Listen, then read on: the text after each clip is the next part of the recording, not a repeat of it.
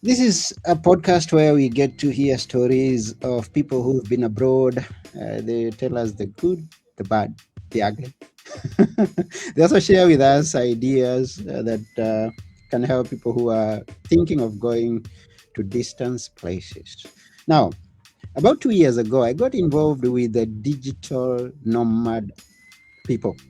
I have been working with them and it's been a great experience. Now, a digital nomad is someone who has time freedom and also financial freedom, so they can go wherever it is that they want to go, stay there for as long as they want to stay, then go to another place. And there are those people you see with computers.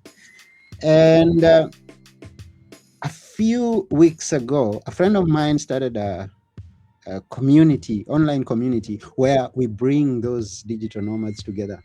And it would be a good place for you to go and check out. If you are not a digital nomad, can be a good place to start. If you're a digital nomad already, then it can be a good place to get to interact with other digital nomads. So please check the link in the description and join us there. It's a paid community, but you can give it a try for 7 days without paying anything. Okay, now here we are. When we come to this podcast, we usually bring guests. And today we have a special guest. Yeah, a guest that tells me she has a lot of stories to talk about digital nomads and much more.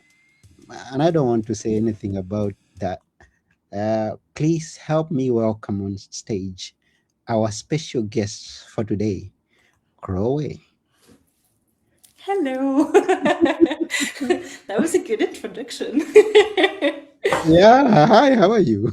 I am good. I'm good. I'm excited. I really like the little intro that with the music. So I'm excited to get into it now. Yeah, I've experienced. I mean, the digital nomads like music. Is it all of them, or just you and another few, two, three? What kind of music do you love? Oh, that's a good question. You know what? It really depends on my mood.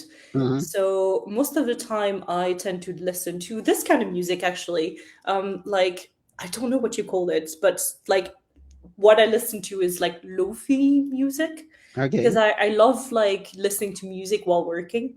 So it's just it gets me in the zone a little bit, Yeah. and then I don't know. I'm very basic. I like pop.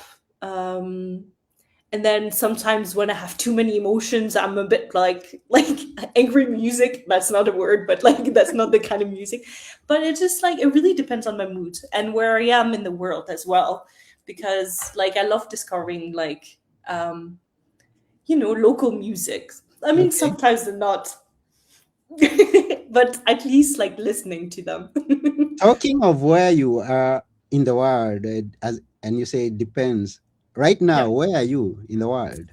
Right now I'm in Bulgaria. Bulgaria. Well, Yeah, and people are really surprised usually when I say Bulgaria because it's not like one of the first country you think of when you travel. mhm. But Bulgaria, the reason I'm in Bulgaria is because there is a digital nomad fest at the end of the month, The and band this is school why I'm nomad. here. I mean, they say this is the mother of all nomad fest. This is what I hear. Yep. That's great. To be fair, it's my first time, so I don't know like how wild this gonna get, but I guess I'll see. I'll figure it out. I believe you're gonna enjoy it. I've missed it last year. I'm not so quite sure that I'm coming this year, but we'll see. We'll see, depending on how things go. Um, Hmm. but I've been to the Athens Nomad Fest, where I was actually the MC working with all the nomads, digital nomads. Oh, love I was the that. MC of the Turkey Nomad Fest. Hmm. I was also the MC of the Switzerland Snowmad Fest last December. So I've been with the digital nomads You for, are a good person to know. Good. yeah, and it's good to know you. Um, I'm always eager to listen to stories of people and how they started in on this journey of being a digital nomad. Because I know you've been. I don't know. Are you still a digital nomad now, or you Yes, I and am. that's why I've you been. find yourself there? Because we also have many other kinds of people coming to these festivals, uh, like I mean, people with startups, and maybe they are based somewhere, but then they would want to interact with the digital nomads. So you are a digital nomad. Please tell us how it all started. I mean, yeah, I would consider myself a digital nomad. I think there are like a few different definitions, Mm-hmm. but like I do not have a base, and I travel full time, and I've been traveling full time for 3 years now, and I mean, you can see it in my pattern as well. I'm slowly staying in places more and more. Okay. I started with like staying 1 month in one place, and now it's more like 2, 3, 4, 5 months, depending on where I go. Mm-hmm. But to answer your question, so the way that I started was that I became self employed first. So that was like 5 years ago now, and I built my business. And so I'm French, and I was living in Paris at the time, Okay. and I was yeah, I was building my business, and there came a day where I think I just like woke up and I was like, actually, I don't need to be in Paris. It Mm-hmm. was I remember it's like it was like around winter time, and I was just like, everything is gray. What if I just go somewhere else, because I can work and travel. Mm-hmm. And I had my first digital nomad experience in a co-living. This is usually where people go the first time. Where did And you say? I went to Tenerife. Okay. Okay. Uh-huh. And so the plan in my mind was to do that, like to travel maybe 2 or 3 times a year, Mm-hmm. keep my base. Like that was the plan to begin with. And I think about a week or 2 weeks in, I was just like, I think this is what I'm meant to do. It brings me so much joy. So I extended my stay. I stayed a bit longer, went back to Paris, moved out of my apartment in 2 weeks. I don't recommend it at all. It was super stressful. And then Mm-hmm. I started traveling. Okay. And it's not just any other person that can start traveling and just keep traveling. Uh, what was it that you were doing? Maybe if you can tell us, what specific Oh, things yeah. were you doing? I didn't even say what I do. Okay. Oops. So, like 5 years ago, I started as a freelancer in digital marketing, Okay.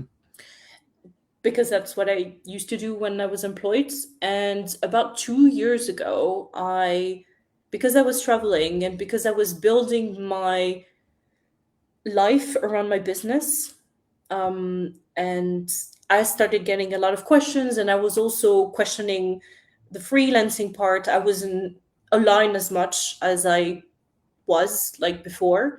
So I like people, and I like helping people in general. Mm-hmm. So that's why I became a business coach, a This is freedom first business coach. That's what I okay. call myself. That's good.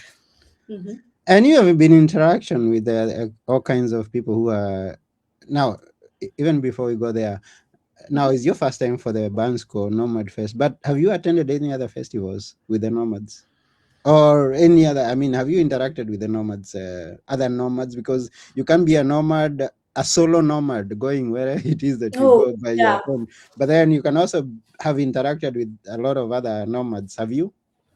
Yeah, I think Hmm. that was one of the main things, the main reasons why I became a digital nomad, because I feel like it's so much easier to make friends than when you stay in one like spot. Like Hmm. obviously it's a very strong friendship, and then you go your separate ways. But then you meet again, and that's how you build the friendship. But I actually met my partner while traveling. Whoa. Yeah. Uh-huh. That's good. So that was about 2 years ago, a little Hmm. over 2 years ago. And we met in a co living in Madeira, and he was not a digital nomad. So it was like, yeah. So I was like, hey, I'm traveling. I don't do long distance. Do you want to join me? And bear in mind, we had known each other for like a month. So that was like quite fast. And then he joined me, and like about like yeah 2 years in now, we're still together, still happy, still traveling the world. And that's interesting. Mm-hmm. Because that's something that I have. There are people, those people who are not into digital nomading could ask themselves, and I was asking myself that previously. Like, if you're going from one place to the other, how do you even start a relationship that is long lasting? But then now, with a few years that I have been in interaction with them, I've met people who are traveling, just like you're saying. You meet them in one nomad phase, and they are in on the other, and yeah, they are growing a family. I mean, it's Mm-hmm. possible. It's Yeah. possible. It's possible. So you want to Yeah, say I something? think it's I don't know. I've had many conversations about like relationship and digital nomads, and I feel like a lot of digital nomads actually themselves believe that they're running away from something, and that's why it's so hard for them to build a relationship.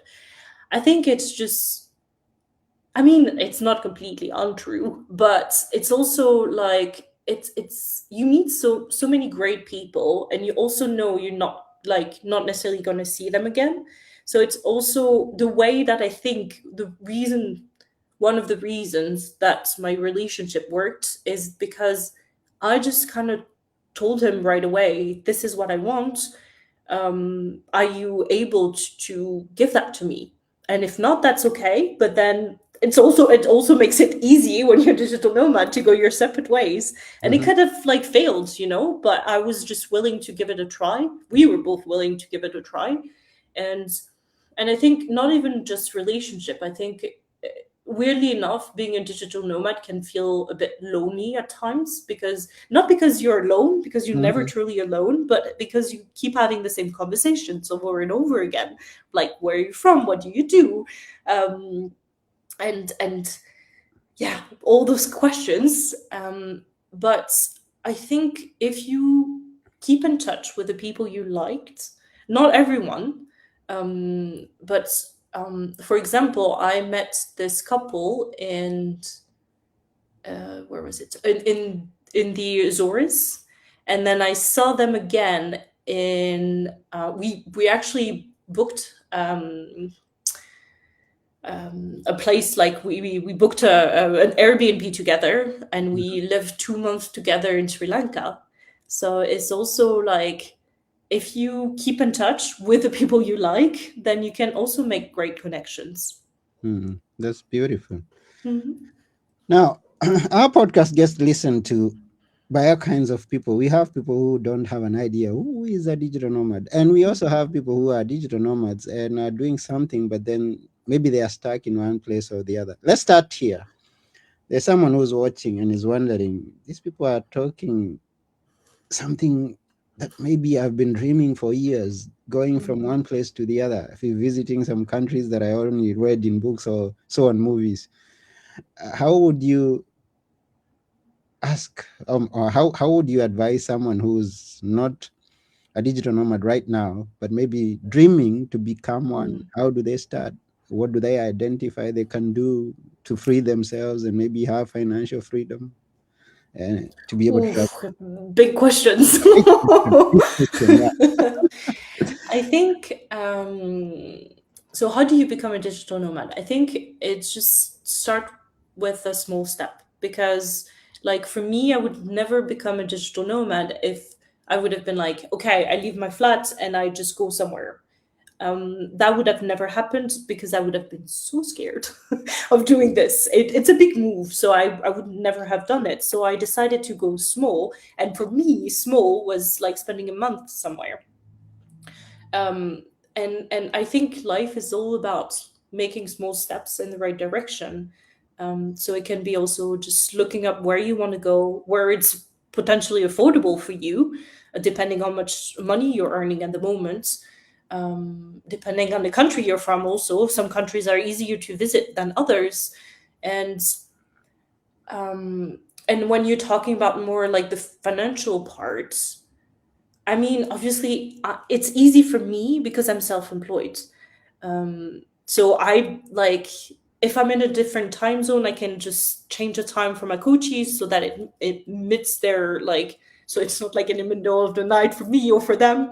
Um, but truth is, most of the digital nomads that I have met, and I don't know if it's the same for you, but most of them are actually employed. They have a job that, and that really surprised me when I became a digital nomad. I thought people would be more like me, Mm-hmm. but most of them have a job, and it's just that job enables them to travel. Mm-hmm.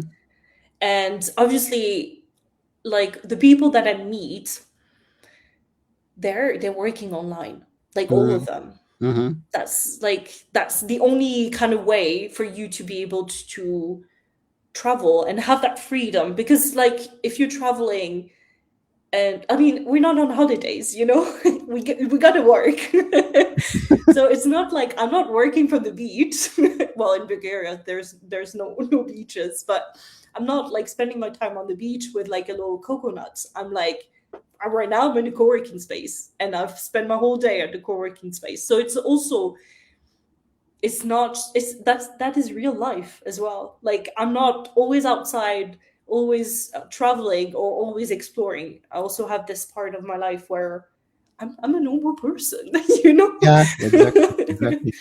Maybe I think you're on a working holiday. That's we can say that.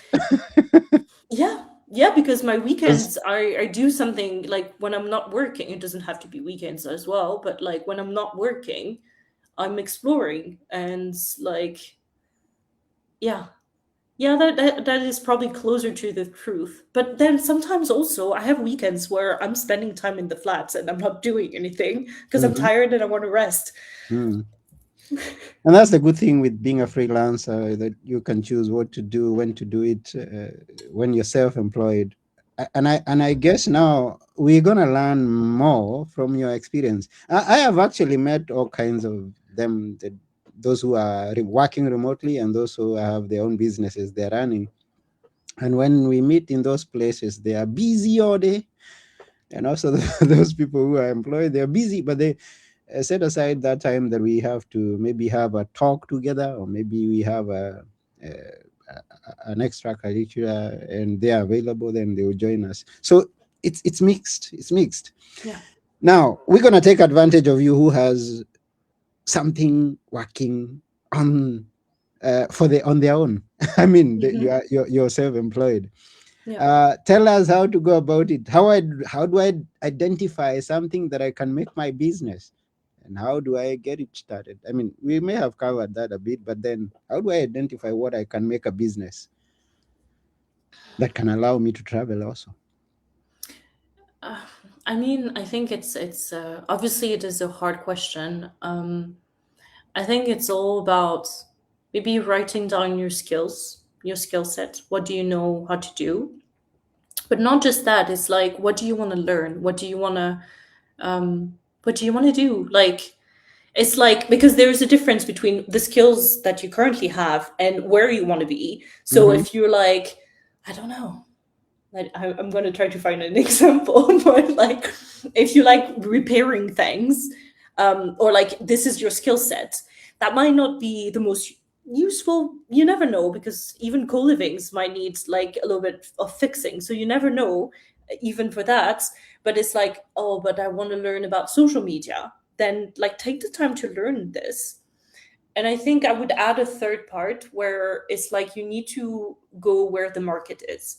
So it's good to want to do, to use your expertise, your skills. It's good to do what you love, but it needs to also answer a need from the market. There is like, otherwise people are never going to buy from you or hire you, or And now we are talking about maybe building an online business.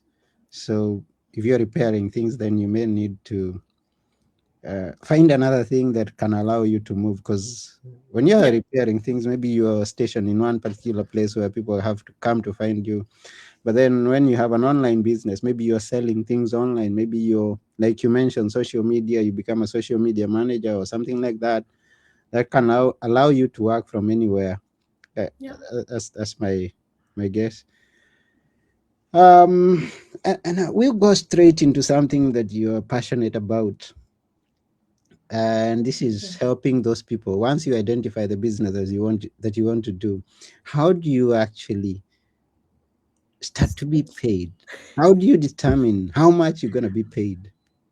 That is a very good question. I think you just start, which when you first start, I would say, I mean, I can talk about my story, and Yeah, probably please other do. people have different Mm-hmm. stories Mm-hmm. than like that different than mine.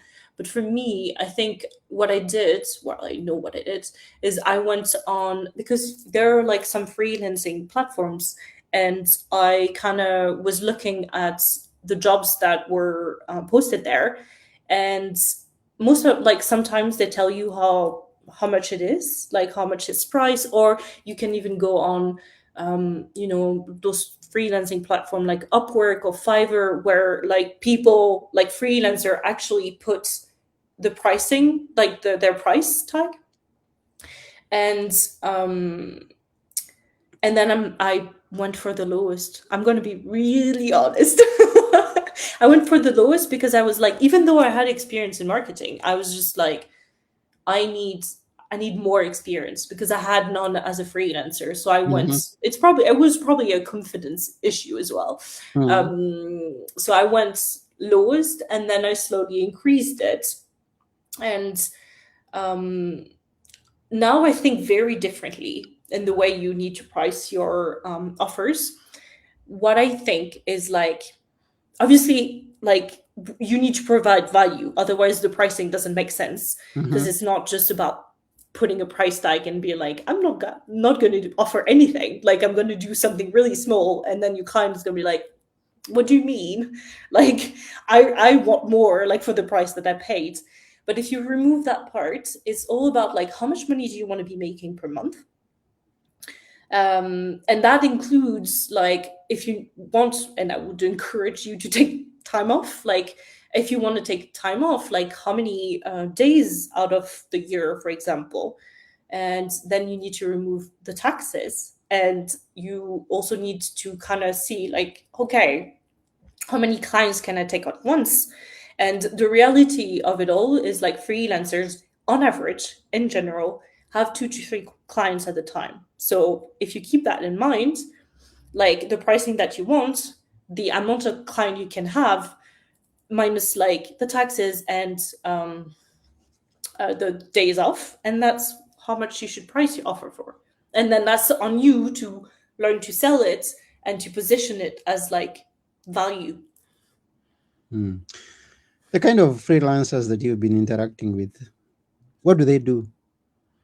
I mean, because that's also another part of where someone can start, someone who's not into it. Good question. I think a lot of them are in marketing and in different parts of Mm-hmm. marketing. So it can be copywriting, it can be more specific in terms of like ads or social media. Um, and then there are a lot of devs as well, I would say. Mm-hmm. Trying to think about like my friends, designers, and then also you have the random people. Um, like, I have friends who are teachers, like they're teaching, like she teaches French and he Mm-hmm. teaches Spanish, and they do that online. I Mm-hmm. have met a psychologist, like, who was like um teaching from, like, well, obviously it had to be private, so he had his own room to like take the calls. I'm trying to think of like random people that I've met, like not random people, but random jobs. Yeah. Um, I mean, also a lot of people volunteer. That's not really job specific, but it's also a nice way to get started. I did volunteer for a little bit. I volunteered once, um, because I just wanted to try it out, and then so you stay for free, and in exchange you need to work depending on who you work with, but you can. Um, you can work like 2, 3, maybe 4 hours per day, and then you have 2 days off. Obviously, you're not earning money, but at least you get to experience the digital nomad lifestyle. And yeah, I'm Yeah. Trying to think of other people, but yeah. Yeah, and I think that's a good path. When you, because you talk of volunteers, and I've talked with people uh, who maybe have gone through college, they have a degree, and then now once they have their degree, they want the first job coming to be paying them thousands and thousands. Yeah. And you tell someone, why don't you volunteer to do something? And they're like, volunteer? I paid school fees. That's I've true. invested a lot of time and money into whatever it is that I have got hold of. So I'm expecting to be paid from the word go. But the path that you talk about, I think this is a good path from my own experience also. You can start with volunteering the skill that you have and be of use to someone. And then when you start charging, like you talked about, when you go to the other platforms, start at a lower price so that you get quick acceptance. And the first acceptance, the second, third, you gain that courage, you gain that momentum, and then you can keep going. Yeah. So if someone is thinking of becoming that, a freelancer, and you Hmm. don't know where to start, give your services for free for a start. It may not be long, and then you're gonna Yeah. keep on climbing. Now the question comes here uh, to Chloe. When Hmm. do you know when to raise your price? I would say there are two moments. Well, maybe three. Yeah, three actually. So I Yes. hope I'm going to remember all three. Yeah. Okay. The first one is obviously if you're overworked, you're fully booked, and like that means it's time to up your pricing because like you're like stuck at a certain income, and you also don't want to work more because you're already working so hard. So it's like it's time to up your pricing.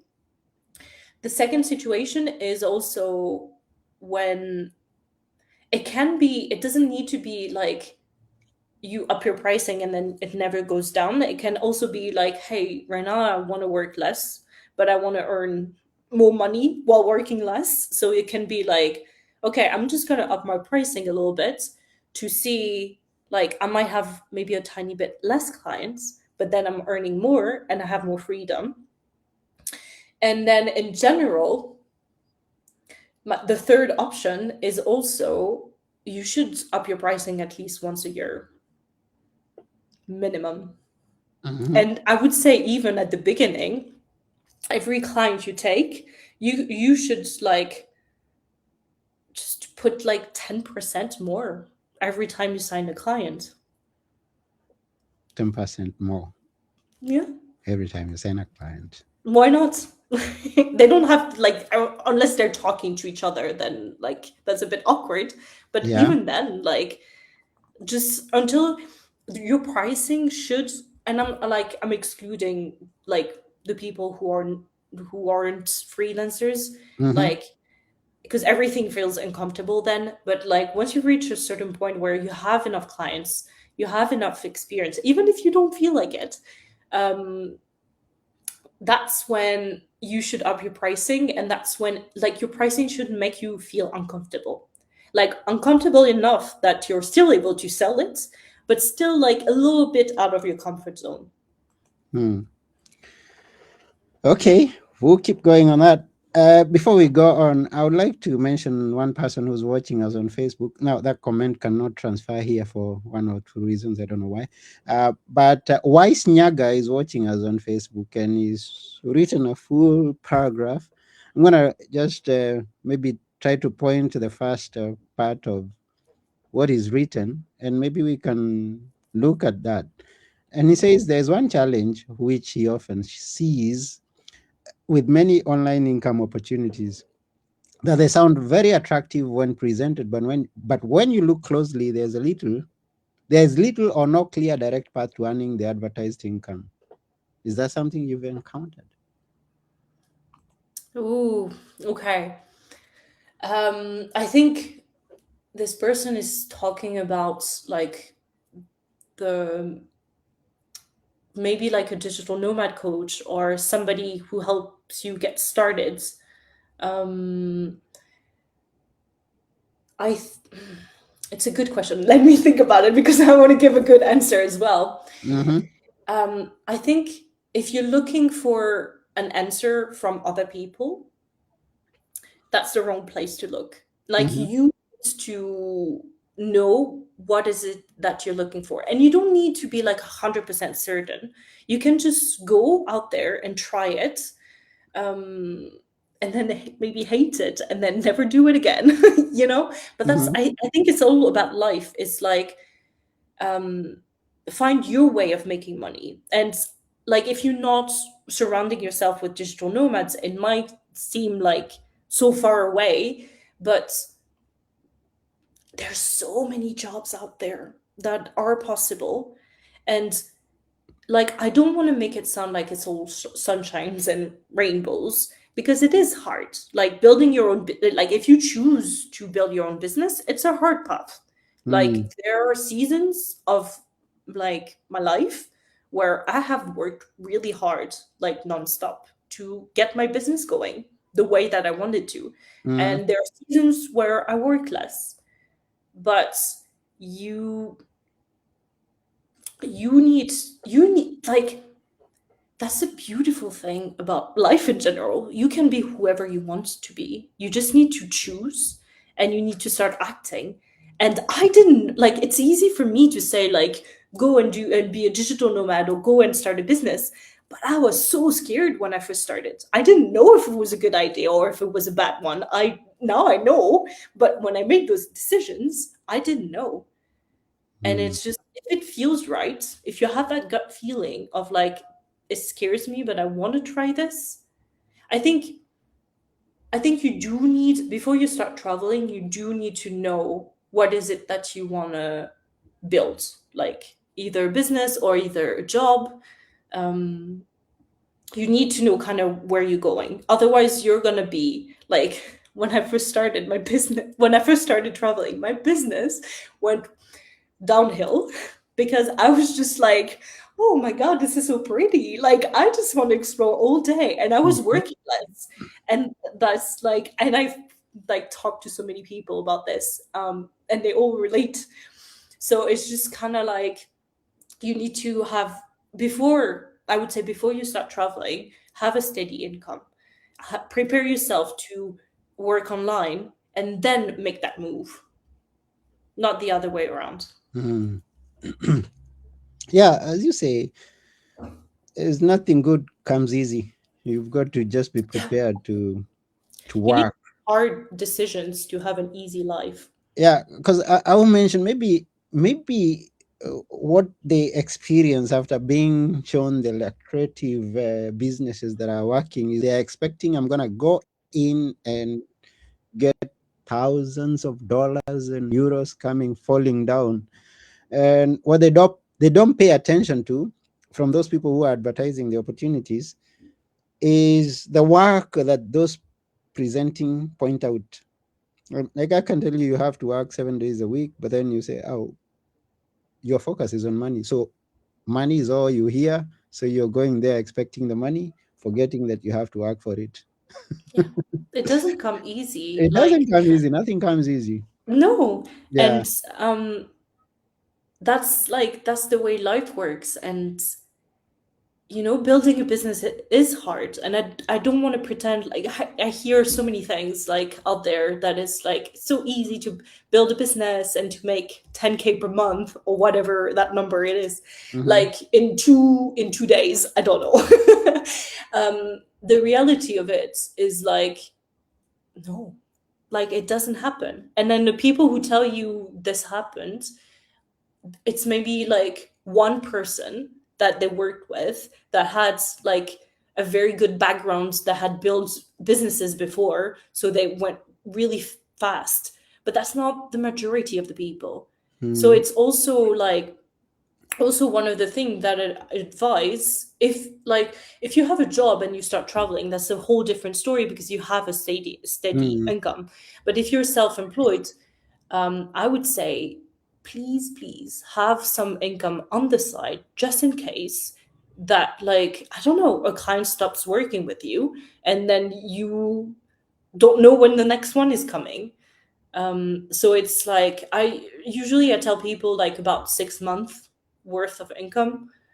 It also depends where you're living and stuff like this, so it's not a fixed amount, but have some money on the side. Don't start traveling with no money.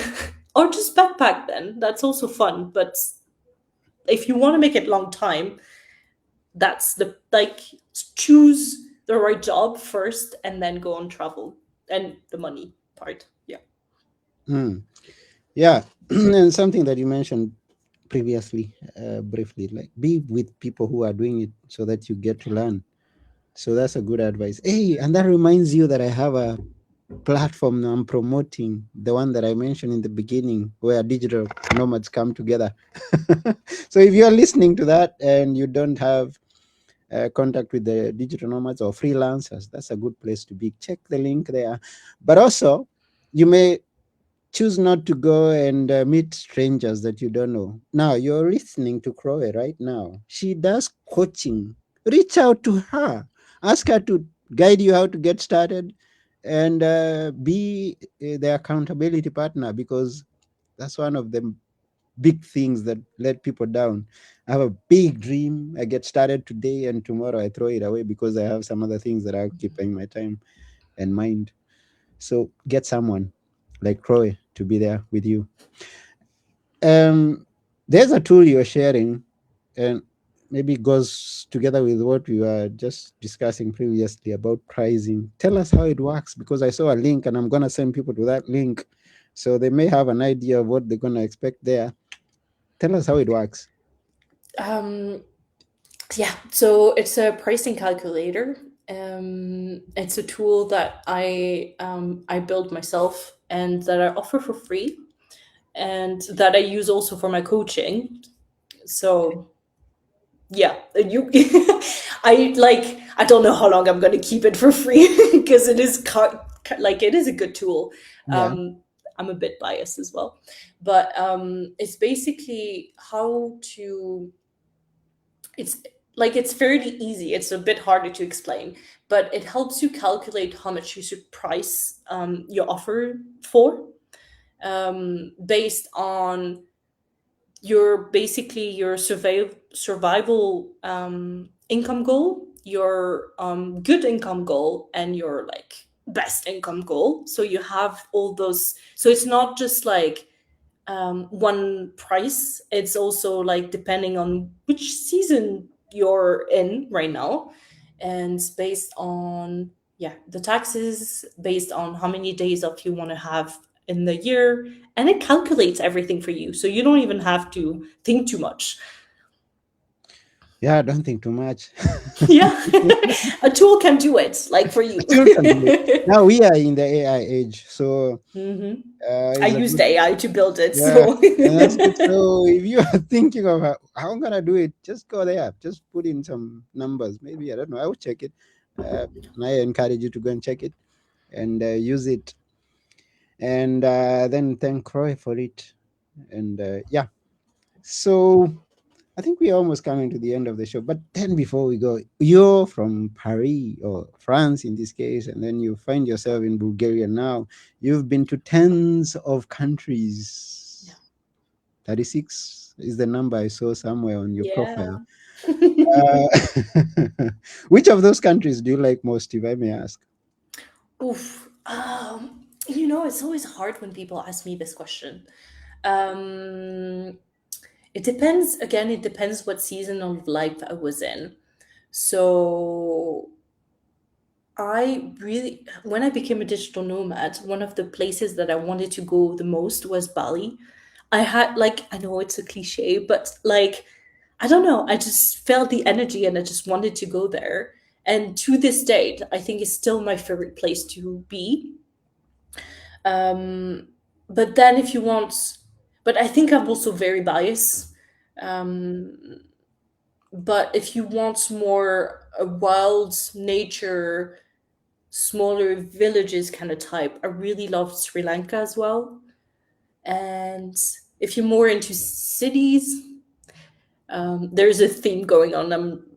very much in in Asia, but like Vietnam is also super nice.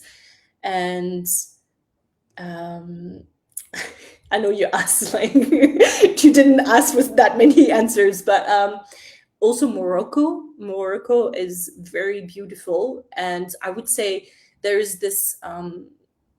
Well, it's actually two towns, Taghazout and Tamhat, next to Agadir. And the reason why you should go there is, first of all, the sunsets are gorgeous, but then also the community there is very nice. So my partner and I, we go there when we are more in like we want to meet people and we're more social. And then we go to other places where we don't when we don't want to meet people and we just want to have our like little us time as well. So many beautiful places you Hmm. mentioned. Yeah, we will make people start dream. I'm gonna see the whole world. I should move. I should go and see those countries that Go she's and do mentioning. it. So you mentioned Vietnam. It's being mentioned so many times these days. Have you been to Vietnam Nomad Fest? No, No. I we wanted to go, and then I don't know what happened. I think we just like the timing was not. We but like the way now we're building a bit different because we chose Bulgaria because of the Digital Nomad Fest. But before it was kind of like, oh, there is a Digital Nomad Fest, like. Hmm. So we were always a bit surprised. I think we tend to stay more like in co-livings in general. Okay. So go more. We don't go for the Digital Nomad Fest. We go more to live with other people and to meet to become friends as well. I think it's a lot easier when you live with someone to become quick friends, Close friends, quick close friends. friends. Yeah. And I'm asking that because the one, the person doing the Vietnam Nomad Fest, actually the Da Nang Nomad Fest, Yeah. happens to be the friend I'm talking about who started this online community. Yeah, that's So cool. him and a friend are from Greece. They are the ones who started the Athens Nomad Fest. And then they went to Vietnam and started the Vietnam Nomad Fest, which is now known as the Da Nang Nomad Fest. Yeah. Should give it a try. I haven't And been maybe there. I met him actually because I was in Da Maybe. Nang. Yeah, Very maybe. likely. I don't Very know. likely. He's Marcos. His name is Marcos. I do meet a lot of people, so I don't Okay. know. Yeah. Also meet a lot of people sometimes That's a because problem of my life. anyway, thank you very much for coming to this show. It's really an honor. Thank you for Um, having me. yeah, before we go, maybe there's something that you'd like to tell someone who's watching, whatever comes to mind that will be inspiring, or maybe, yeah, tell us. Hmm. Um, I would say there's this sentence that I say to my clients a lot is doubts comes from inaction. So the more doubts you have, the like actually the other way around. If you don't move, you're just gonna have so many doubts. And once you start moving, the things you like, your brain is trained to protect you. So whenever you step out of your comfort zone, the brain is like, don't do that.